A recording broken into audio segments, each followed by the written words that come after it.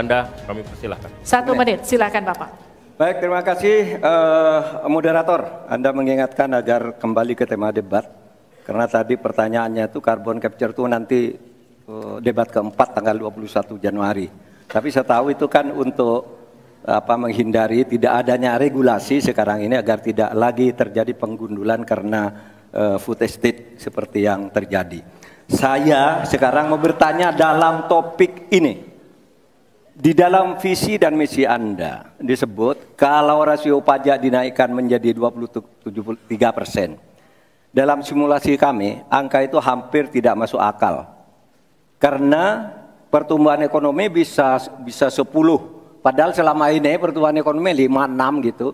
Itu kalau Anda bisa menaikkan rasio pajak sampai segitu bisa 10%. Lalu bagaimana Anda mau menaikkan pajak? Orang mau insentif pajak aja orang tidak ngambil.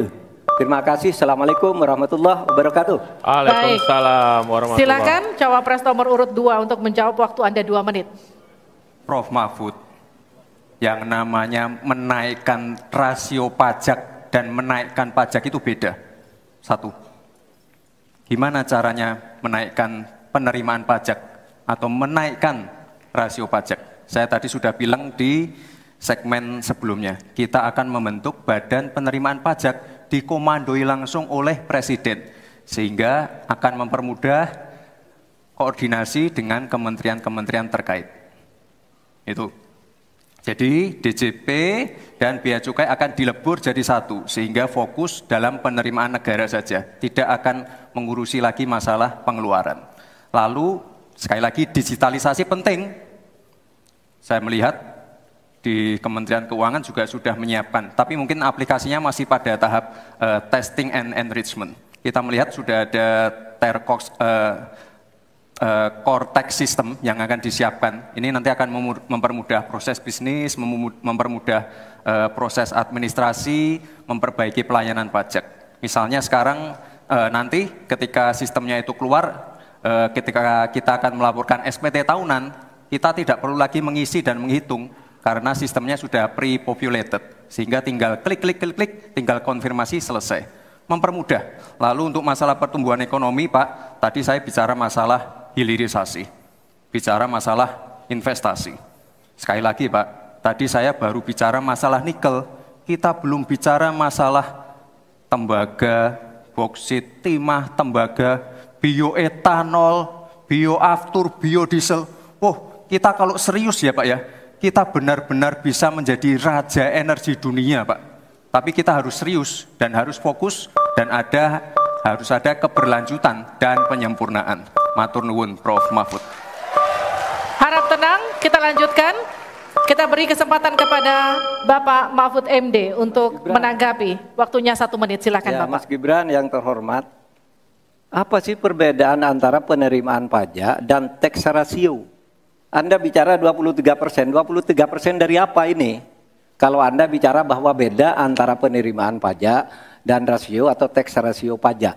Kan kalau persen kaitannya dengan PDB, apa 23% dari APBN atau apa? Kalau 23% dari APBN itu salah. Karena sekarang aja sudah 82%, dengan tax ratio sekarang hanya 10,5%, sumbangan terhadap APBN itu 20%.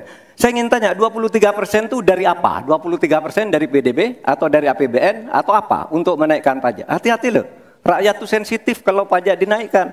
Karena kita sudah berkali-kali nawarkan tax amnesty, juga tidak jelas hasilnya. Kemudian tax pajak itu, insentif pajak sudah ditawarkan oleh pemerintah, benar tidak Pak yang mau?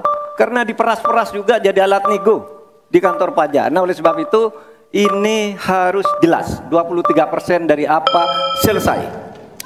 Silakan. Harap tenang. Masih lanjut, Tenang, kita masih lanjut. Silakan. Pak, yang saya klarifikasi tadi adalah tax ratio dan menaikkan pajak, Pak. Itu beda. Kita ini tidak ingin berburu di dalam kebun binatang. Kita ingin memperluas kebun binatangnya. Kita tanami, binatangnya kita gemukkan. Artinya apa? Membuka dunia usaha baru. Sekarang NPWP, yang punya NPWP ini baru 30%. Artinya apa? Kita harus melakukan intensifikasi dan ekstensifikasi.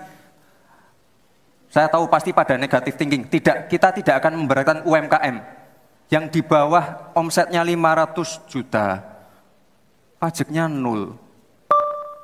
Pengen modal 200 juta, kur, tanpa agunan.